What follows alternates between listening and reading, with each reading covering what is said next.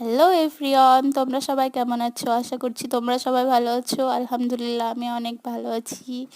আজকে চলে আসলাম তোমাদের মাঝে একটা নতুন রেসিপি নিয়ে। এটাকে আমাদের এখানে ধান সেমাই বলে, তোমাদের ওখানে কি বলে বলতে পারছি না। তো কমেন্টে অবশ্যই জানিও তোমাদের ওখানে এটাকে কি বলে। তো ভিডিওটা দেখতে থাকো।